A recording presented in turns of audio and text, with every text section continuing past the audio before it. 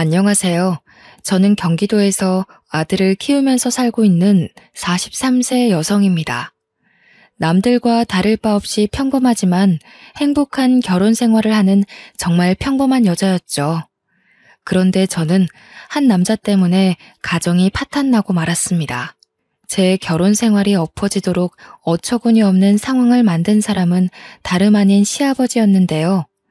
제가 이렇게 된 건 시아버지의 은밀한 유혹을 과감하게 뿌리치지 못해서 해서는 안 되는 거래를 했던 제 잘못일지도 모릅니다. 저도 사람이고 여자인지라 그런 은밀한 유혹을 차마 거절하지 못했고 시아버지가 파놓은 함정 속에 빠져버리고 만 것입니다.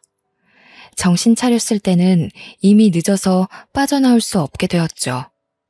시아버지는 제가 덫에 걸려서 꼼짝 못한다는 걸 알고 그동안 숨기고 있었던 취약한 본 모습을 여지없이 드러냈습니다. 3년이 지난 지금도 그때를 생각하면 머리가 어지럽고 가슴이 두근거립니다. 그 당시에 저는 도와주는 사람 하나 없이 혼자만의 힘으로 악마 같은 시아버지의 손에서 벗어나야만 했습니다. 제가 무슨 일을 겪었는지 시아버지를 만나기 전부터 자세히 말씀드리도록 하겠습니다. 사진을 찍는 걸 좋아했던 저는 대학에 들어가서 사진 동아리 활동을 하면서 남편을 만나게 되었습니다. 제가 사진을 좋아하게 된 건 부모님의 영향이 컸죠. 저희 엄마는 사진 작가셨고 아버지는 엄마의 열렬한 팬이었습니다. 그래서 부모님은 주말이나 휴가철이 되면 어김없이 저를 데리고 사진을 찍으러 나가셨어요. 그러고 보니 저도 자연스럽게 사진을 좋아하게 되었고 고등학교에 들어가자마자 아버지에게 비싼 카메라를 선물 받기도 하였습니다. 당연히 저는 대학을 다니며 사진 동아리 활동에 열정을 다했습니다. 정말 사진이 좋아서 동아리 활동에 온갖 정성을 다했는데 그곳에서 남편에게 반하게 되었죠. 남편은 사진 동아리 회장이었고 군대를 다녀와서 저보다 훨씬 연상이었습니다. 저보다 사진에 대해 많이 알았고 전문가 포스가 느껴져서 한눈에 반할 수밖에 없었는데요. 저는 주로 풍경 사진을 찍었지만 남편은 인물 사진을 주로 찍었습니다. 남편은 아이들이나 도시인들의 모습을 포착해서 필름에 담는 걸 좋아했거든요. 동아리 지도 교수님도 남편의 사진을 볼 때마다 훌륭하다면서 칭찬을 아끼지 않으셨습니다. 야, 얘들아 이것 봐라. 정욱이 사진에는 이 이야기가 들어있어. 딱 봐도 사진이 살아있잖아. 제가 봐도 남편의 사진은 구도가 특이했고 생동감이 있어 보였습니다.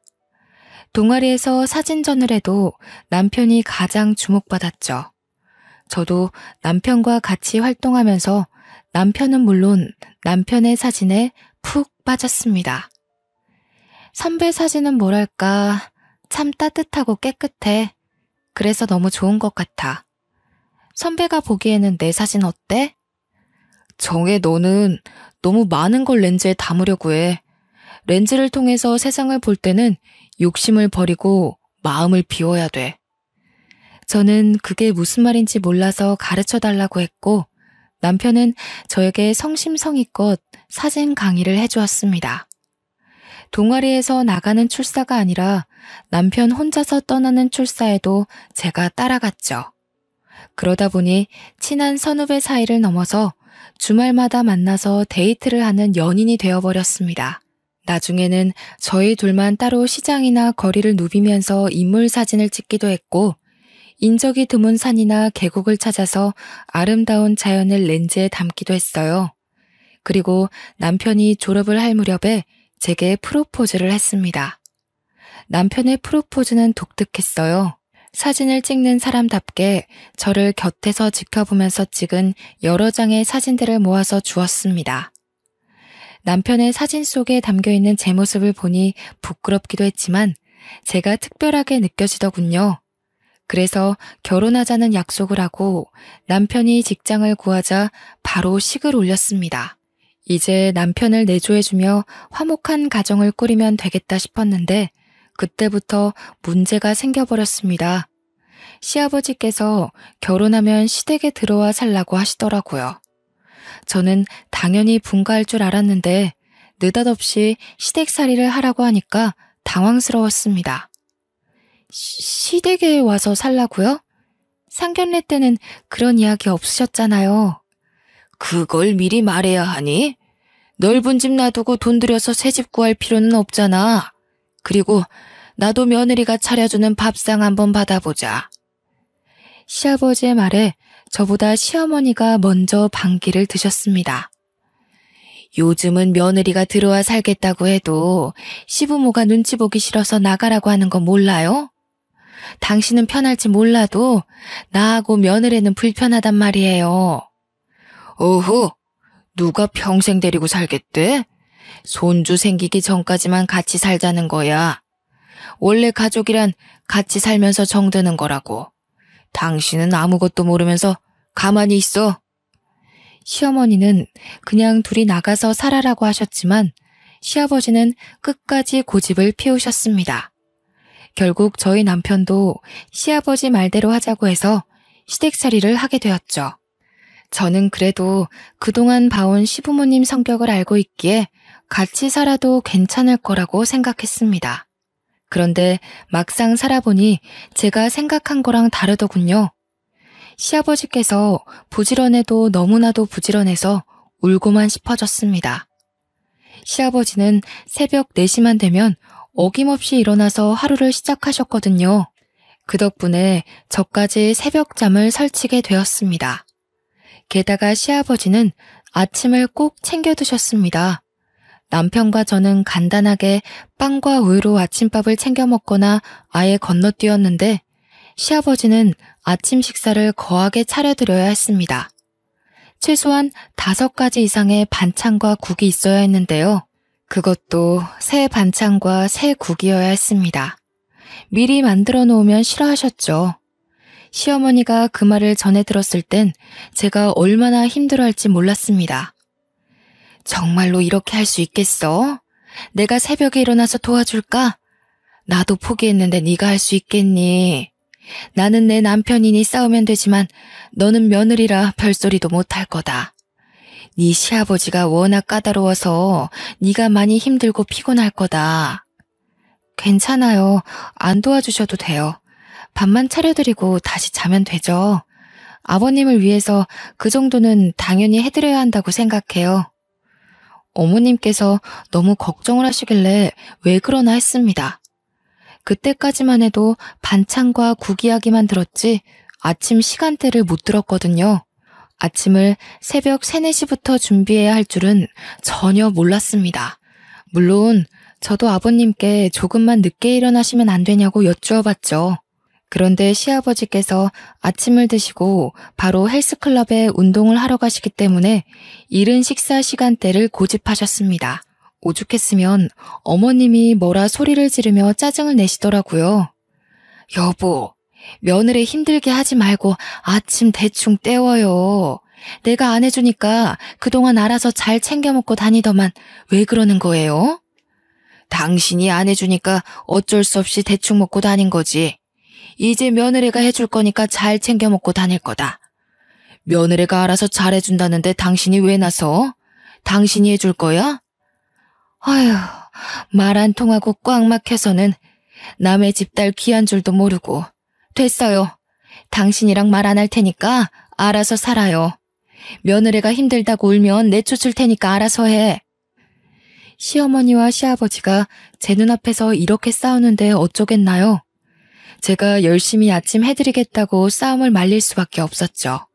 처음에는 아침 잠에 유혹을 뿌리치고 자리에서 일어나서 아침을 준비하는 게 정말 힘들었는데 시간이 지나면서 익숙해지자 몸이 알아서 적응해 갔습니다. 그래서 나중에는 알람을 맞춰놓지 않아도 오전 3, 4시면 어김없이 눈이 떠졌어요. 그만큼 제 생활이 없어지는 기분이 들었지만 저와 반대로 시아버지는 기운 넘치셨습니다. 이제 막 60대에 들어섰지만 말이나 행동은 20대 청년이나 다를 바 없이 거침없으셨죠. 옷차림도 정장 같은 건 쳐다보지도 않으셨고 늘 활동하기에 편한 티셔츠와 청바지를 입으셨습니다. 남편 말로는 아버님께서 물려받은 재산 없이 자기 힘으로 기업형 부동산을 운영했다고 하는데 그래서 그럴까요? 남들과 다른 점이 많이 보였습니다. 저한테도 부지런함을 강조하며 앉아있는 꼴을 보지 못하셨습니다. 집안일에 트집을 잡으시면서 저한테 끊임없이 지적하셨죠. 얘야, 저기 저거 보이니? 장식장에 먼지 쌓인 거. 저거 보이면서 모른 척 하는 거지? 너처럼 게으르면 안 되는 거다. 당장 일어나서 저것부터 닦아라. 여자가 돼가지고 왜 이렇게 집안일을 못하니? 그것밖에 못 배웠어? 아, 네. 지금 치우겠습니다. 여기만 닦아도 될까요? 무슨 소리? 여기도 닦아라. 그리고 여기도 정리해. 너무 지저분하다. 체력이라도 안 좋으시면 쉬실 때 저도 같이 쉴 수 있는데 그러지도 못했습니다. 낮잠도 안 주무시고 눈에 불을 켜면 집안일에 흠이 없는지 감시하셨으니까요. 이게 다 하루도 빠지지 않고 헬스클럽에서 하시는 운동 때문인 것 같았습니다. 체력이 있으니 저를 못살게 구는 거겠죠. 집안일 하기도 벅차 죽겠는데 저한테 몸매 지적까지 하셨습니다. 남편이 퇴근하고 와서 소파에 누워있길래 저도 같이 누워있었는데 아버님이 저한테만 뭐라 호통치시더라고요. 아유, 너는 내가 볼 때마다 누워있는 것 같다. 여자가 돼가지고 몸매 관리도 안 하는 거냐? 어째 갈수록 살이 붙는 것 같아. 곧 애도 가져야 할 텐데 뱃살이 늘어나면 애 낳는 것도 힘들어진다. 나를 봐. 어디에 가도 환갑을 넘긴 나이라고 하면 모두 깜짝 놀라. 네, 해야죠. 해야 되는데 몸이 안 따라주네요. 아버님께서 제 몸을 위아래로 훑어보시더니 자기 몸을 보라며 근육질 몸매를 자랑하셨습니다. 안 그래도 결혼 후에 나날이 늘어가는 뱃살 때문에 걱정됐거든요. 게다가 운동하러 간다고 하면 아버님 눈을 피해 조금은 쉴 수 있을 것 같아서 시아버지가 다니는 헬스클럽에 등록했습니다. 그곳에서 비교적 수월해 보이는 요가 수업을 등록해 마음의 위안을 좀 얻으려고 했는데요. 그런데 그 헬스클럽에 들어간 순간 이상한 느낌이 들었습니다. 제 또래가 별로 없더라고요. 50대 이상의 중년 아줌마들만 운동을 하고 있어서 의아한 느낌이 들었습니다. 아줌마들도 제가 신기했는지 저를 보자마자 깜짝 놀라면서 반겨주더군요. 아이고, 오랜만에 젊은 아가씨가 들어왔네. 안녕하세요. 결혼한 지 이제 2년 됐는데 아버님이 운동을 하셔서 따라왔어요. 혹시 저희 아버님 알고 계시나요? 아버님? 설마 최 사장 말하는 건가? 어머나, 최 사장 며느리란 말이야? 아유, 그 깐깐한 최 사장의 시아버지라니 참 힘들겠어.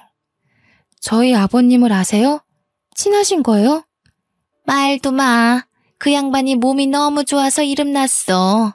성격만 안 깐깐하면 아주 인기 짱일걸? 아주머니가 하는 말을 들어보니 아버님이 헬스클럽에서 유명 인사인 것 같더라고요. 몸을 만들려는 중년 남자들이 제법 많아서 아줌마들이 운동은 제쳐두고 남자들이 운동하는 걸 구경하는 것 같았습니다. 그렇게 헬스클럽을 다니면서 아주머니들과 수다를 떨게 되었는데요.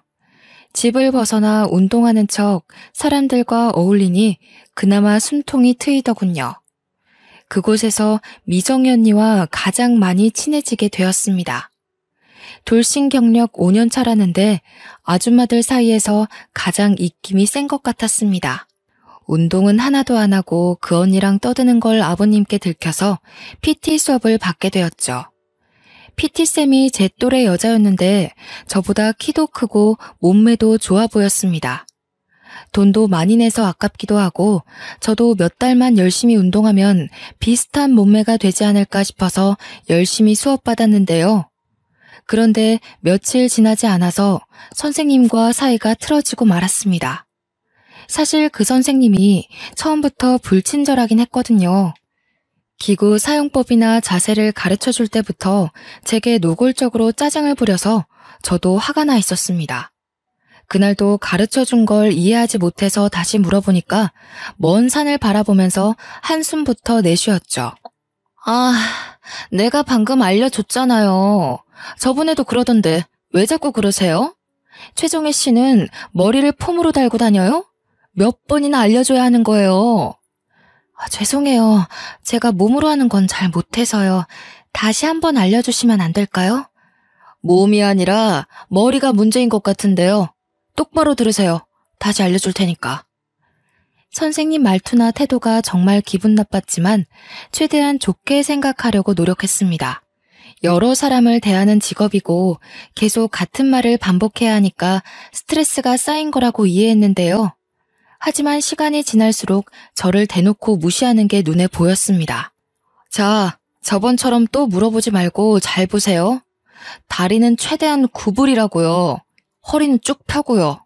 그날도 본 운동을 시작하기 전에 스트레칭하고 있었는데 자세가 마음에 안 들었는지 저를 물건 다루듯이 막 만지고 옮기더라고요. 당황스러워서 순간 몸이 굳어버리니까 선생님이 평소보다 더 짜증을 냈습니다. 아니, 움직이라고요. 그게 아니잖아요. 진짜 짜증나게 하네. 머리를 들라고요. 그 여선생이 화가 난 듯 신경질적으로 소리를 치면서 제 머리채를 잡아당겼습니다. 아무리 좋게 생각해도 이건 아니라는 생각이 들어서 저도 소리를 지르기 시작했습니다. 지금 뭐 하시는 거예요? 보자 하니까 정말 저한테 지금 화풀이 하시는 거예요? 제가 처음으로 소리를 지르면서 난리를 피우는데 선생은 눈 하나 꿈쩍하지 않았습니다. 당연히 사과할 줄 알았는데 뭐가 문제냐는 듯 팔짱을 끼고 저를 멀뚱하게 쳐다보더라고요. 뭐가요? 지금 그쪽이 못해서 이러는 거 아니에요.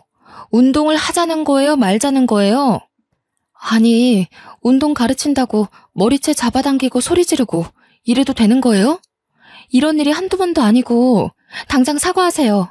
최정혜 씨가 말귀를 못 알아들으니까 직접 몸으로 보여준 것뿐이에요. 제가 왜 사과를 해야 되죠? 사과는 그쪽이 해야 하는 거 아니에요? 뭐라고요? 진짜 미친 여자 아니야. 뭐 이런 게 다 있어? 나 사과 받고 환불 받을 거니까 당장 팀장 불러와. 제가 선생한테 삿대질을 하면서 소리를 질러대니까 아줌마 부대가 몰려오더군요. 트레이너 팀장도 제 목소리를 듣고 급히 달려오는 게 보였습니다. 저는 사람들 앞에서 당한 일들을 그대로 말했지만 저한테 갑질을 해댄 선생은 제가 하는 말이 거짓말이라고 하더라고요. 팀장은 누구의 편도 들지 못한 채 난처한 표정을 짓고 있었습니다.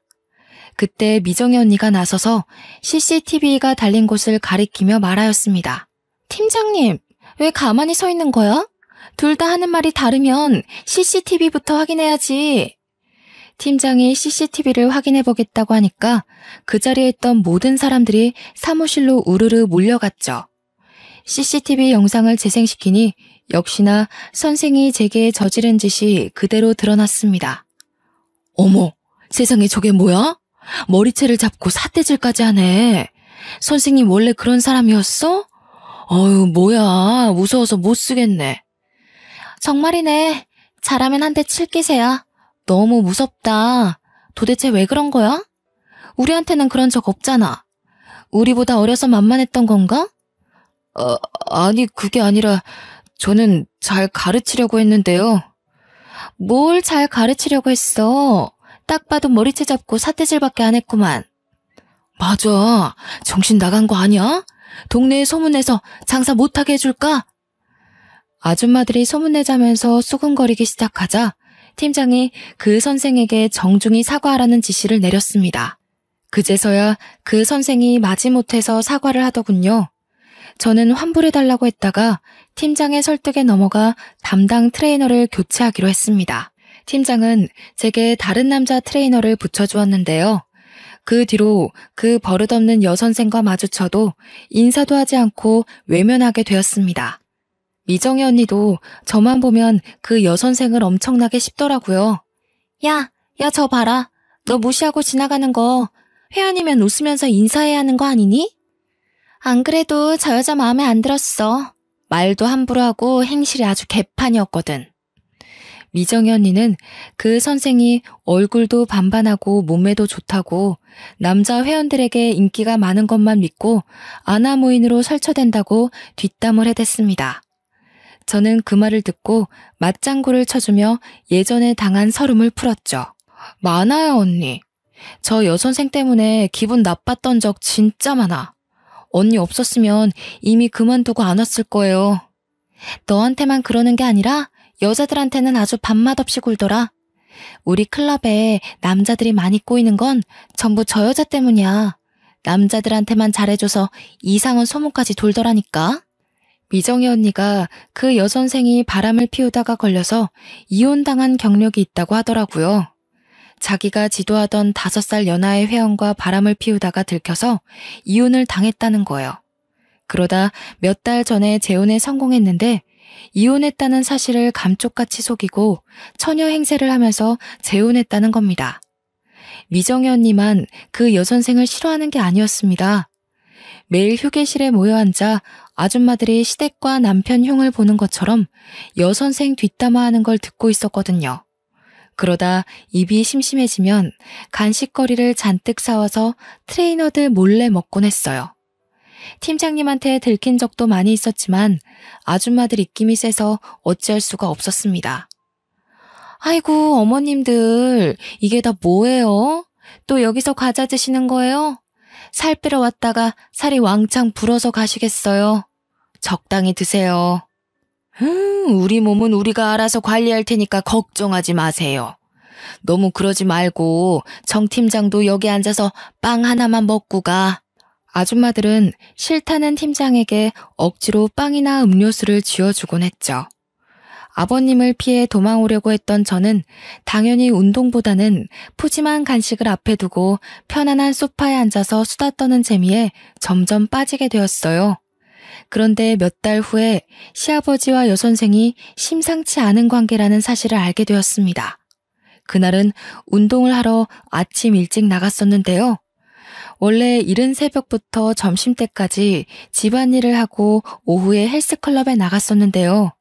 그 시간대에만 수업이 가능하다는 핑계를 대고 아주머니들이 많이 모여있는 시간대를 선택한 것이었습니다. 그런데 에어로빅이라는 새로운 수업이 생겨서 아주머니들이 아침 일찍 모이자고 했거든요. 오랜만에 만반의 준비를 하고 나갔는데 너무 이른 시간대 수업이라서 그런지 아주머니들이 거의 못 오셨더라고요. 그나마 온 분들도 피곤하다고 집에 가겠다고 하길래 휴게실에 잠깐만 앉아 있으려고 했습니다. 집에 가면 아버님이 있을까봐 조금만 더 있다가 가려고 했죠. 그런데 휴게실에 들어가니 시아버지와 여선생이 딱 붙어있는 거 보고 깜짝 놀랐습니다. 아버님과 여선생도 놀라서 얼른 떨어져 앉더군요. 아니, 새애기 네가 이 시간에 웬일이냐? 원래 이 시간대에 안 나오지 않아? 에어로빅 수업이 새로 생겼길래 그거 들으려고 왔어요. 저는 이만 가볼게요. 아버님한테 무슨 말을 해야 할지 모르겠더라고요. 충격을 너무 많이 받았는지 머릿속이 새하얘져서 급히 휴게실에서 나와버리고 말았습니다. 둘 사이가 정말 수상하다는 생각했지만 확실한 증거가 없으니까요. 시아버지를 추궁할 수 없는 노릇이라 증거를 찾으려고 노력했습니다. 그날 이후로 아버님 뒤를 졸졸 따라다니며 어딜 돌아다니나 확인했는데요. 얼마 후에 둘이 내연관계라는 확실한 증거를 잡게 되었죠. 시아버지와 여선생이 헬스장 근처의 모텔에서 나오는 걸 보게 된 겁니다. 저는 당연히 그 순간을 사진으로 남겨두었는데요. 집에 돌아온 저는 어떻게 해야 할까 고민이 되었습니다. 제가 다 말하면 어머님이 어떻게 될지 걱정되더군요. 하지만 제가 숨기고 있다가 가정이 더 망신창이로 파탄날 것 같아서 아버님과 대화를 나누기로 결심했습니다. 아버님이 운영하고 있는 사무실로 찾아가 할 말이 있다고 했죠. 새애기 네가 내 회사는 웬일이냐? 할 말이 있다는 연락은 받았다만. 설마 그 일 때문에 그러니? 아버님도 잘 아시네요. 여기서 할 이야기는 아닌 것 같은데. 나가서 이야기해요. 저는 시아버지와 함께 조용한 카페로 들어가서 휴대폰에 찍힌 사진을 보여드렸습니다. 아버님이 그 사진을 보고 눈이 커졌길래 마음속에 담아놓은 말들을 꺼내놓았습니다. 아버님, 대체 이게 뭐 하는 짓이에요? 딸 같은 여자애랑 내연관계를 가지다니 부끄럽지도 않으세요? 고개를 숙이고 한참 동안 말이 없던 아버님께서 천천히 입을 여셨습니다. 너한테는 입이 10개라도 할 말이 없다. 그런데 남자는 말이다. 늙으나 젊으나 매력적인 여자를 보면 마음이 끌리는 게 당연한 것이야. 마음에 든다고 아무 여자하고 어울리는 건 짐승들이나 하는 짓이에요. 당장 그 여자랑 헤어지세요. 안 그러면 어머님한테 다 말씀드릴 수밖에 없어요. 난 그럴 수 없다. 난 그 아이를 버릴 수 없어. 10억 줄 테니까 앞으로는 눈 감아다오. 10억이면 충분하지 않냐? 네? 10억이라고요? 겨우 그런 여자 때문에 10억을 쓰신다고요? 그래. 그 돈을 너한테 줄 테니 비밀 지켜다오. 아버님한테 10억이 어디 있어요? 저한테 10억이라고 하신 거 맞죠? 혹시 잘못 들은 게 아닌지 재차 물었지만 시아버지는 단호한 표정으로 10억이라고 못 박았어요. 10억이 어디 있냐고 물으니 저를 데리고 회사로 돌아가 시가 10억짜리 신축 아파트 등기부등본을 보여주기도 하였습니다. 자, 이게 내가 말한 10억이다. 다음 달이면 분양이 시작되는 새 아파트야. 내가 여러 채 확보해뒀는데 그 중에 하나를 너한테 주마. 분양이 시작되면 곧바로 2억은 더 붙을 게다. 그럼 이 아파트로 이사가도 되나요? 따로 독립해도 되는 거죠? 그래, 네가 가서 살든 다시 팔든 상관 안 하마. 대신 지금 당장은 나갈 수 없어. 너희 시애미가 의심할 거다. 내가 절대 못 나가게 할 거라고 했으니. 시댁살이를 벗어날 수 있다는 말을 듣자 제 고민은 더욱더 깊어졌습니다. 시어머니를 생각하면 그냥 넘어갈 수 없는 문제였지만 10억짜리 아파트와 자유는 뿌리치기 힘든 유혹이었죠. 며칠을 고민하던 저는 시아버지의 아침을 차려주면서 제안을 받아들이겠다고 말해버리고 말았습니다. 그래, 잘 생각했다. 이제 우리는 한 배를 탄 거야. 그러니까 네 시애미뿐만 아니라 정욱이 놈한테도 확실히 숨겨야 한다. 시아버지는 자신의 불륜을 눈감아주는 것에서 한 걸음 더 나아가서 시어머니를 속이는 일에도 협조해야 한다고 당부했어요. 제가 그럴 수 없다고 하니 세상에 공짜는 없다고 이 집에서 나가고 싶으면 자기 말을 들어야 한다고 협박하더군요. 그날부터 시아버지는 저를 믿고 대놓고 내연녀를 만나기 시작했습니다. 아무것도 모르는 시어머니는 아버님이 너무 늦게 들어온다고 걱정하였죠. 그 모습을 볼 때마다 도둑이 재발저리듯이 어머님 눈치가 보였습니다. 그렇게 3개월이 지났지만 아버님이 아파트를 넘겨주는 일을 차일피일 미루기만 했어요. 그 아파트는 이미 분양이 시작되었는데 아버님은 조금만 더 기다리라는 말만 되풀이하였습니다. 제가 어머님 몰래 얼른 아파트를 달라고 재촉하니 이런 문자가 와 있더군요. 좀만 더 기다려라. 회사에서 작업을 진행하는 게 있어서 그 아파트가 내 명의로 되어 있어야 돼. 한 달만 더 기다리면 된다. 아파트에 발이 달려서 도망가는 것도 아닌데 뭐가 걱정이냐? 나는 한번 뱉은 말은 끝까지 책임지는 사람이야. 이제는 불안하고 초조해진 사람은 저였습니다. 혹시라도 아파트를 받기 전에 시어머니가 시아버지의 불륜 사실을 알아버리면 10억도 날아가고 제 시댁살이도 영원히 유지될 것 같았습니다. 그렇게 시아버지의 불륜을 혼자만 알고 있으니 늘 마음이 편치 않고 가슴이 답답했어요. 하루는 친정에 갔는데 엄마가 제 얼굴을 살펴보면서 걱정을 하시더라고요. 시부모님이 너 못 살게 구니?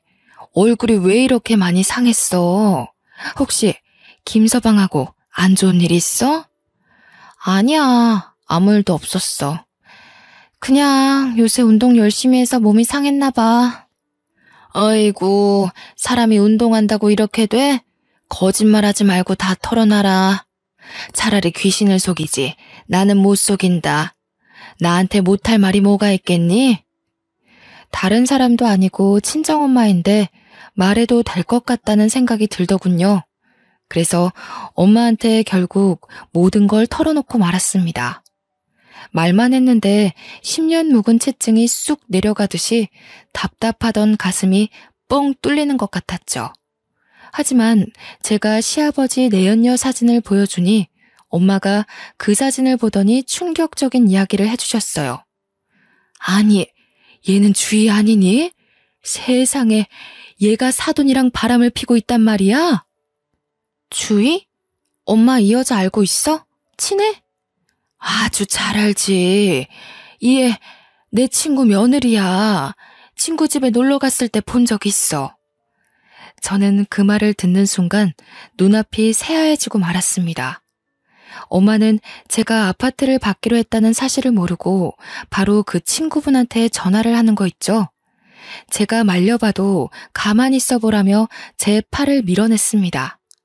어떻게든 맞고 싶었지만 엄마는 오히려 성질을 내며 제게 뭐라 하셨습니다. 이거사, 왜 자꾸 말 못하게 막는 건데? 그럼 이걸 다 말해줘야지 숨기고 있게? 넌 어쩌자고 이런 더러운 짓을 알고도 모른 척하고 있었던 거야. 아유, 세상에. 그 불려우 같은 년이 결국 대형 사고를 치고 말았구나.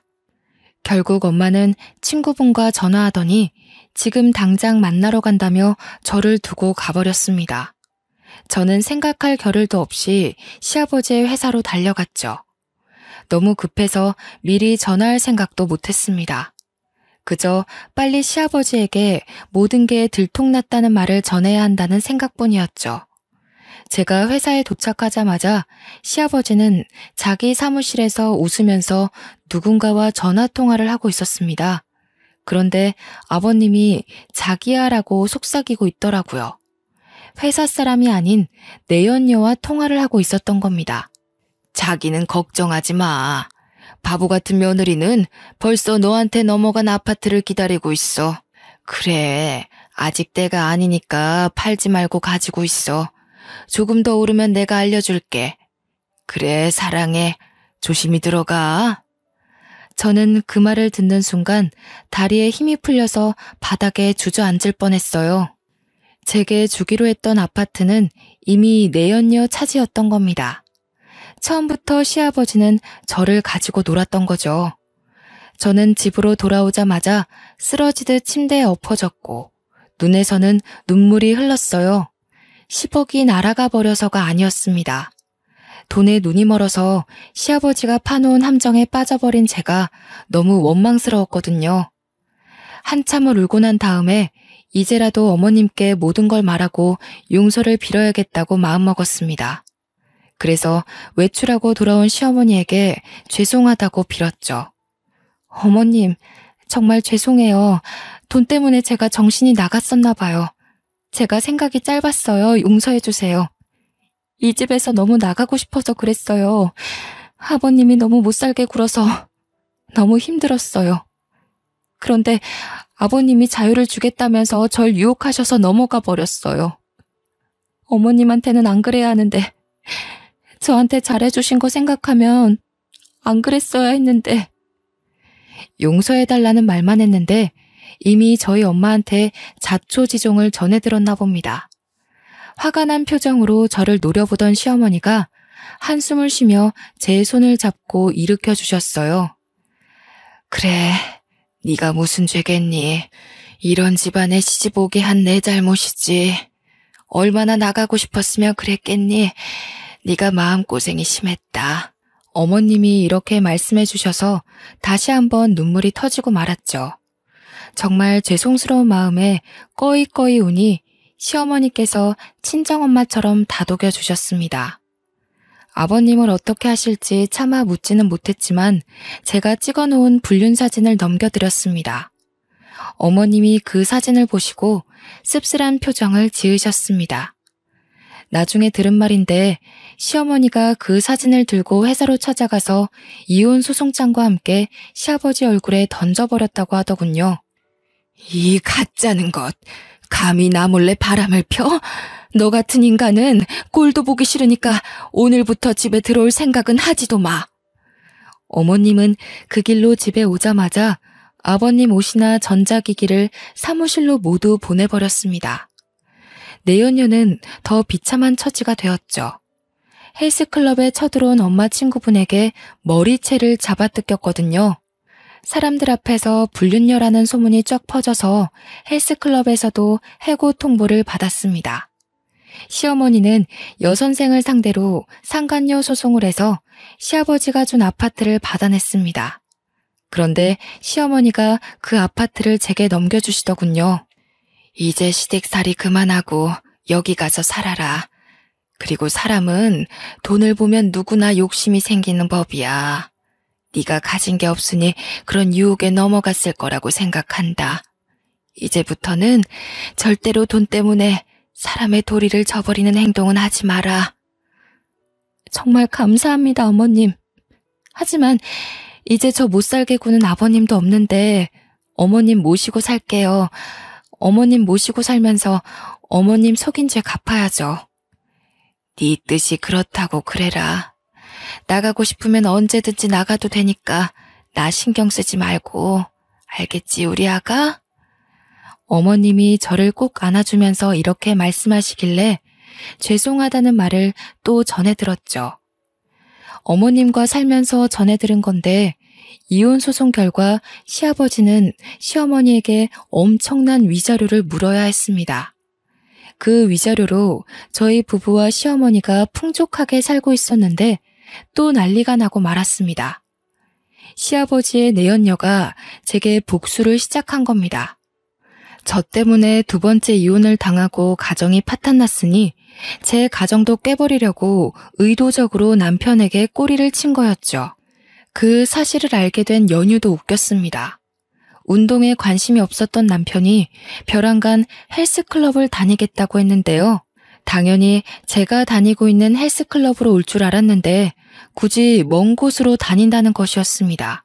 그래서 남편 뒤를 밟아봤는데 남편이 다닌다는 헬스클럽에 그 여선생이 헬스 트레이너로 있다는 사실을 알게 되었습니다. 불길한 느낌이 들어서 남편의 휴대폰을 뒤져서 증거를 찾아내보았죠. 역시나 남편은 그 여선생과 문자를 주고받으니 사적으로 만나고 있었습니다. 그 문자들을 보여주며 남편을 추궁하니 남편이 모든 걸 실토하고 말았습니다. 그 여선생이 남편 회사 근처에 서 있다가 번호를 땄으며 운동을 가르쳐주겠다고 불렀다는 사실을요. 하지만 저는 여선생의 유혹에 넘어갈 뻔했던 남편을 용서하기로 했습니다. 따지고 보면 저도 참 속물이었으니까요. 제가 시아버지와의 거래에 응했던 것처럼 남편도 그런 거라고 생각했습니다. 남편이 저처럼 무릎 꿇고 눈물로 속죄했으니 받아주기로 했는데요. 하지만 돈 때문에 아버지 뻘 되는 남자와 놀아났으면서 자기 잘못은 전혀 인정하지 않고 멀쩡한 가정을 파탄내려고 작정한 여자는 용서할 수 없었습니다. 그래서 미정이 언니를 포함한 아줌마 부대에게 모든 걸 이야기하였습니다. 그 언니들을 데리고 가서 여선생이 있다는 헬스클럽에 난리를 피웠죠. 헬스클럽 팀장으로 보이는 사람에게 여선생이 이 동네에서 어떤 짓을 저질렀는지 다 까발렸습니다. 결국 여선생이 그 헬스클럽에서도 해고를 당하자 제가 있는 헬스클럽으로 와 사과를 하기도 하였습니다. 하지만 저는 그 여선생을 문전박대하였죠. 그날 이후로 돈의 유혹에 넘어가 흔들릴 때가 있었습니다. 그때마다 시아버지가 제안했던 아파트를 생각하고 있는데요. 시아버지가 약속했던 아파트는 제 것이 되었지만 저도 인생 정말 똑바로 살아야 한다는 교훈을 확실하게 배웠습니다. 여러분들은 저처럼 돈의 유혹에 넘어가지 마시고 인간된 도리를 지키시길 바랍니다. 정말 창피한 일이지만 다른 분들에게 도움이 되길 바라는 마음에 이렇게 사연글을 써봅니다. 여기까지 제 이야기 들어주셔서 감사합니다.